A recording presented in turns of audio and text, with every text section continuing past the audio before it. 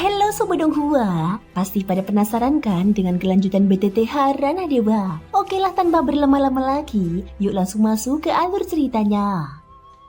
Di episode sebelumnya, Xiaoyan berhasil menang dalam pertarungan hidup mati melawan kultivator racun misterius dengan mempertaruhkan nyawanya.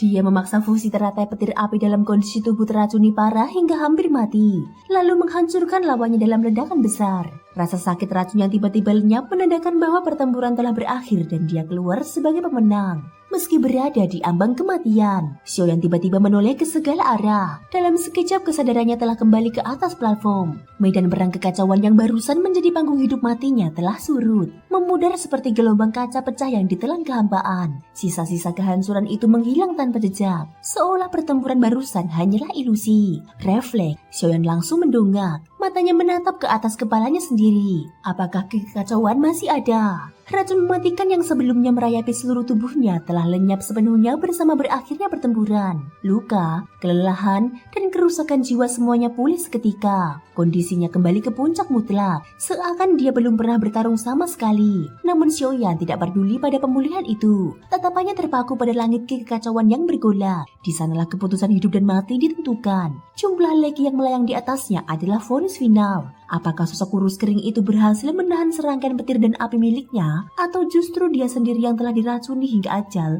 hanya sempat melepaskan serangan terakhir sebelum mati? Siapa yang menang? Siapa yang hidup dan keluar dari medan perang kekacauan? Dan kepada siapa kemenangan berpihak? Untuk sesaat, sesuatu yang jarang muncul dalam diri Xiaoyan merayap naik.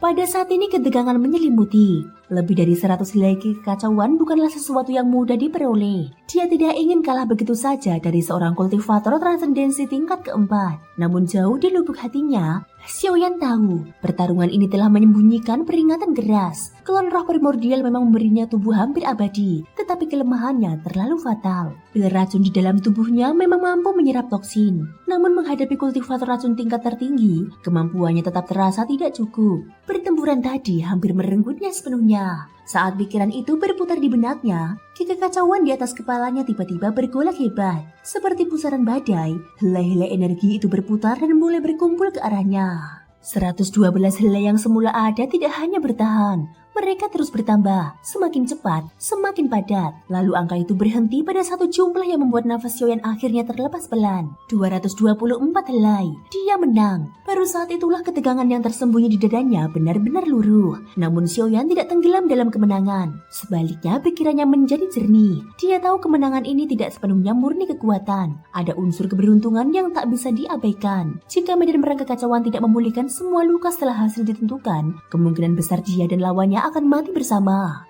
Dia selalu tahu racun adalah ancaman besar bagi tubuh roh primordial, tetapi dia tidak pernah membayangkan dirinya bisa didorong sampai ke tepi kehancuran seperti tadi. Jika lawannya berada pada tingkat kelima alam hati kaisar, dia tidak memiliki peluang menang sama sekali. Dalam perang dewa kekacauan ini, kekacauan yang diperoleh memang penting, tetapi jauh lebih berharga adalah pengalaman.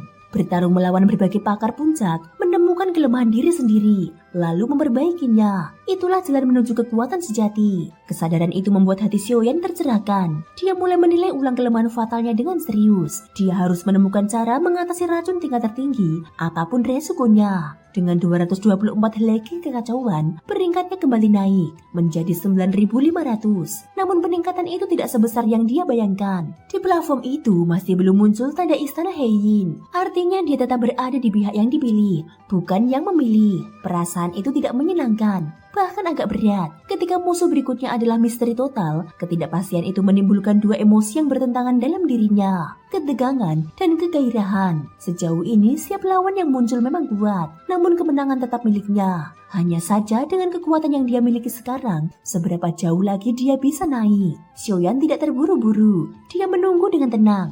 Sementara itu tubuh utamanya berada di dunia Sanhai, terus bertempur dalam perang dewa kekacauan. Sedangkan klonnya di alam dewa 9 surga tetap bergerak, menjelajahi dunia itu tanpa henti. Dunia ini benar-benar berbeda. Jumlah para kuat membuatnya terkejut. Strukturnya pun naik, terdiri dari 9 lapisan, 3 dunia bawah, 3 dunia tengah, dan 3 dunia atas. Xiaoyan kini berada di 3 dunia atas, wilayah tempat para puncak berkumpul. Setelah menjelajahi banyak dunia, dia harus mengakui alam dewa 9 surga adalah dunia terkuat yang pernah dia lihat. Tidak heran dia menjadi yang teratas di antara seluruh alam. Namun tepat saat dia bergerak di dalamnya, seberkas ki pedang menyapu. Dalam satu tarikan nafas, dia sudah terselubung di dalamnya. Tubuhnya membeku, tak mampu bergerak. Dingin ki pedang itu menusuk hingga ke jiwa, seolah sebuah tanda tak terlihat terukir langsung pada roh primordialnya, menekannya di tempat. Lalu sebuah suara dingin terdengar. Bagaimana? Apakah kau masih ingin melawan tanda budak pedang milik dewa ini? Ki pedang mereda. Di hadapan Xiaoyan, seorang sosok berdiri di atas pedang ilahi yang melayang di udara. Tatapannya tajam seperti kilat, langsung mengunci dirinya.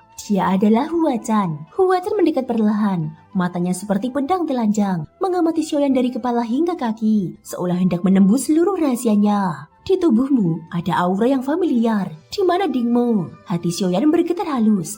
Dia tidak menyangka aura yang digunakan tubuh utamanya di medan perang kekacauan bahkan bisa dirasakan oleh Huachan di sini. Namun wajahnya tetap tenang. Apa yang Tianzun maksud? Saya tidak mengetahuinya. Dia menangkupkan tangan ringan, tidak menjelaskan lebih jauh. Mata Huachan menipit. Persepsinya tidak mungkin salah. Namun saat dia benar-benar mendekat, aura itu memang hilang sepenuhnya. Keraguan berubah menjadi kecurigaan. Dia mengangkat satu jari. Kekuatan jiwa yang sangat terkondensasi terbentuk di ujungnya. Lalu menunjuk tepat ke antara alis Xiaoyan. Pencarian jiwa paksa. Alis Xiaoyan sedikit berkerut. Detik berikutnya aura liar meledak dari tubuhnya. Jika Tianzun bersikeras, aku akan langsung meledakkan diri. Hancur bersama. Suara Xiaoyan tenang, tegak, tanpa rasa takut. Tubuh roh primordial ini kehilangan pun tak mengapa. Identitasku, Tianzun seharusnya lebih tahu. Apapun tujuanmu, sisakanlah jalan mundur untuk dirimu sendiri. Ucap Xiaoyan, tatapannya dingin menatap Huachan. Dan pada saat itu, auranya seolah berdiri sejajar dengan Huachan. Cahaya di mata Huachan melonjak tajam. Dia merasakan kekuatan kehancuran di dalam Xiaoyan,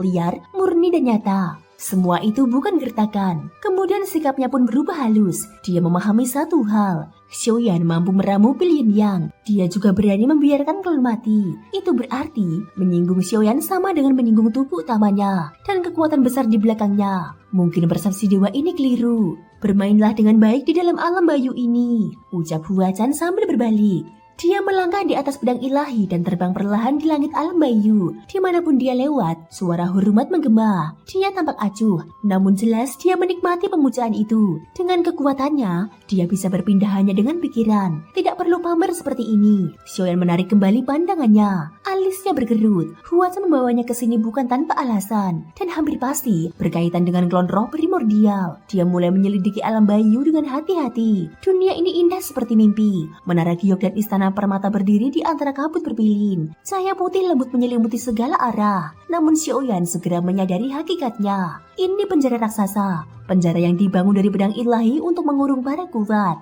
Orang-orang di sini kemungkinan besar sama seperti dirinya. Dikumpulkan atau ditangkap oleh Huachan sebagai koleksi. Dia juga pernah mencoba menghantam tanda budak pedang dengan kekuatan jiwa. Tetapi tidak bergeming, tidak bisa dihapus. Kekuatan Huachan terlalu dalam. Meloloskan diri hampir mustahil. Huachan tidak berniat membunuhku, lalu sebenarnya untuk apa? Saat pikirannya tenggelam dalam pertanyaan itu, kekuatan jiwanya menyapu sekitar. Lalu, mata Xiaoyan membelalak.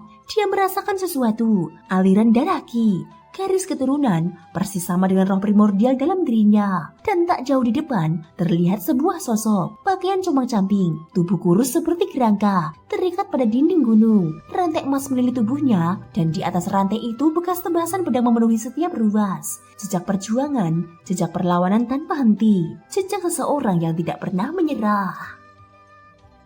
Thank you guys sudah mendengarkan ceritaku di episode kali ini sampai akhir. Ikutin terus kelanjutan episode berikutnya ya. Terima kasih buat kalian semua yang udah subscribe, like, dan komennya. Semoga hari kalian menyenangkan. Sampai jumpa dan bye-bye.